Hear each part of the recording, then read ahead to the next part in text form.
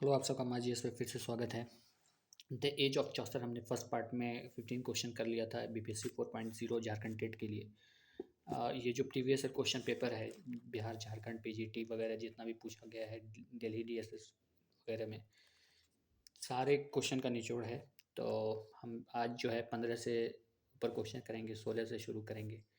तो 16वां क्वेश्चन जो हमारा होने वाला है, सीधा हम 16वां क्वेश्चन पे चलते हैं। 16वां क्वेश्चन क्या कह रहा है ये देखना है। अब बहुत ही इंपॉर्टेंट है, हर एग्ज़ाम में से आता है प्रीवियस ईयर क्वेश्चन से, तो इसको याद रखना है, बार बार देखना है। In the prologue to Canterbury tales which character is fond of hunting and riding. तो हंटिंग एंड राइडिंग क्या फॉन्ड किया गया था द मॉन्क में। तो द मॉन्क कैरेक्टर जो थे उसमें ये पाया गया था, द हंटिंग एंड राइडिंग। ठीक है। क्वेश्चन नंबर उसके बाद है हमारे पास 17। The Normans conquered England in the battle of Hasting in 1066, 1066 C हो जाएगा। क्वेश्चन नंबर 18 है हमारे पास। Epithalamion is a poem written to celebrate a, किस चीज़ को सेलिब्रेट के लिए एपिथैलामियन पोएम लिखा जाता था। तो याद रखना है मैरिज। तो Edmund Spenser epithalamion is an ode. Edmund Spenser का एपिथेलियम क्या है, एक ओड है, written to his bride Elizabeth Boyle on their wedding day in 1594. It is a poetic celebration of marriage. Ode वगैरह का एक लेक्चर में हमने इस पे बात किया है, तो आप देख सकते हैं पीछे।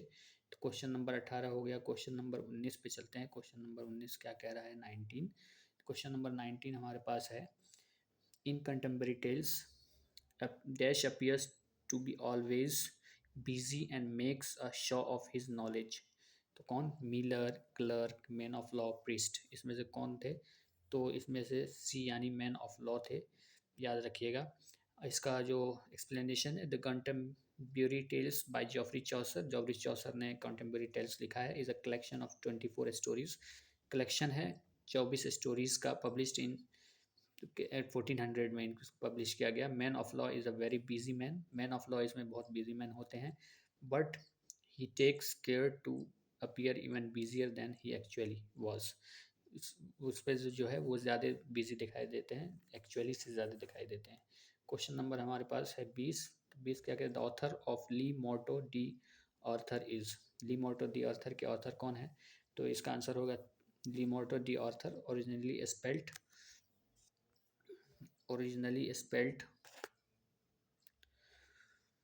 ली Morte d'Arthur, Middle French for the death of Arthur. तो Thomas d'Arthur known as Morte d'Arthur. तो इसका आंसर हो जाएगा थॉमस मेलोरी हैं। क्वेश्चन नंबर चलते हैं,